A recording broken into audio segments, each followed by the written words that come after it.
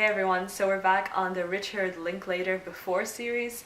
I started out with Before Sunrise, and now we've moved on to Before Sunset, the second film, which stars yet again Ethan Hawke and Julie Delpy, and this time their characters, Jesse and Celine, meet 9 years later in Paris. Jesse's out there on a book signing, Celine just happens to walk past. Seeing him there, he has written a book about their one-night stand, their one-night romance essentially, as depicted in Before Sunrise. Because as we saw in the last movie, that ended on a really ambiguous will they or won't they note, because they leave. Jesse has to leave on a train, and they make plans to meet up 6 months later in Vienna, and we don't know what happens. Do they meet up? Do they not? And it turns out sometimes fate has a funny way of working, because sadly, spoilers to those of you who haven't seen it, they didn't end up meeting that night in Vienna because Julie's grandma had died. And her character's name is Celine, not Julie. But yes, her grandma died, so she couldn't make the flight, and Jesse was actually there waiting for her. Oh, poor thing. But that's beyond the point, I think. The point of this movie is to show that despite things not going as planned sometimes, these two people, 9 years is a long, long time. And despite the magic that we see in that first night, and Before Sunrise, who knows what happens in that time span. They've both grown up to be such different people.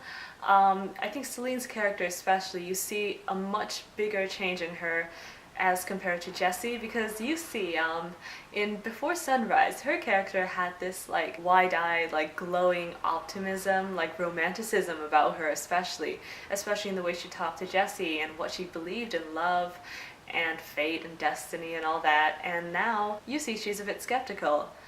She's still the same warm-hearted, lovable person that Jesse fell in love with, and you see she still has that magic about her. Julie Delpy plays her character flawlessly. I think Celine is just so easy to fall in love with, and that's why the movie works. It would not work with anyone other than Ethan Hawke and Julie Delpy. Their conversations are amazing yet again, and I'm just so impressed with the script in this movie and the way these actors deliver these lines.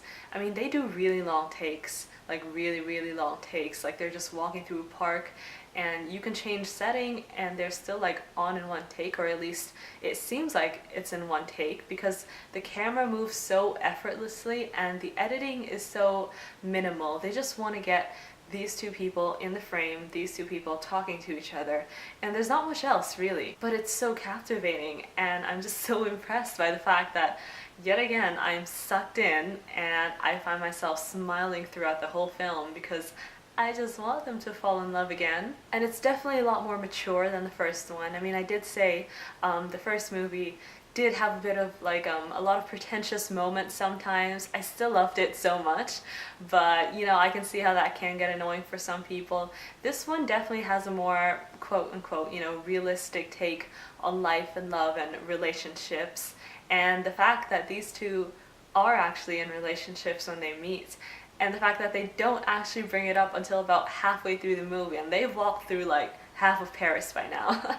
They've been flirting, talking about each other's sex lives and all that, and oh yeah, I forgot to mention, I'm married, by the way. And the other one's oh yeah, I also have a boyfriend, even though he's not here. And for a moment, and you do see that flicker still between them, even though I fully believe that neither of them had, intended to romantically get back to one another. It wasn't the second they saw each other in the bookshop, they were right, here we are, let's go for it right now. No, I definitely believe that these two actually just wanted to reconnect. They were just so happy and so, I think, in disbelief to see each other after all that time.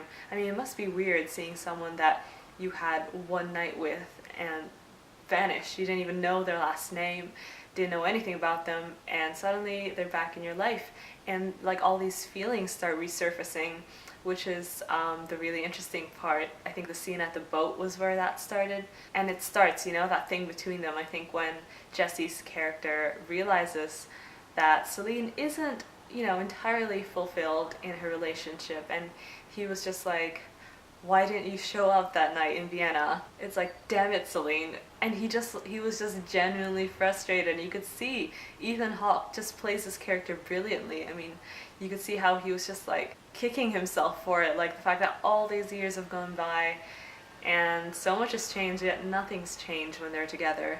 And of course, when they're in that cab, I think this is my favorite scene in the movie, that whole conversation, and that's when Celine just fully breaks down and she's just like, all the guys that I've dated are now married, and you know, why couldn't they have asked me to marry them? I would have said no, but they could have at least asked, which is so funny and so heartbreaking, but so like sweet at the same time, because that's classic Celine. She does have that romanticism still in there somewhere, and all these like shots and takes of their like lingering glances, and you know, Ethan probably wants to put an arm around her or like comfort her by like, touching her, but he pulls back every time because that would be inappropriate. But it's just crafted in such a beautiful way that it just seems so innocent, you know, at the same time. It's just all these lost feelings of longing and pain and heartbreak and regret, because Ethan's marriage hasn't been going well either. And I actually like this movie better than the first one. I think just because of the fact that it does have a more realistic take on life, but it's realistic while still giving us that great sense of closure, and it still gives us that romance. Like, it shows us that spark between them. These films are just so simple yet profound and beautiful, and I honestly cannot wait to watch the third one. Speaking of endings, I actually adore how this movie ended. Okay, if you haven't seen it, this isn't really a spoiler, but if you have, then you'll know what I'm talking about, which is Celine and Nina Simone. That is probably one of my favorite moments in cinematic history, right there. So yeah, that's the end of my review for now. I'm wrapping this up quickly because I actually want to watch the third movie right now. Let me know what you guys think about the movie. How did you think Before Sunset compared to Before Sunrise? What was your favorite scene in Before Sunset? I'm like torn between the cab scene and this, you know, the final scene, because I think those two scenes were definitely the most intense, and that's when everything culminates and everything happens, and it is a cliffhanger ending. But the fact that we know there's a third movie makes it not really a cliffhanger anymore. But I feel sorry for people who saw it in theaters like way back when. But yeah, that's the end of my review. I'll see you guys back here with another one of these reviews. But also I will be seeing Mothers soon, which I'm terrified for, but I'm also excited because it looked really intriguing. So I'll let you guys know what I think. Don't forget to like and subscribe if you haven't already. I hope you guys have a great week ahead. Bye!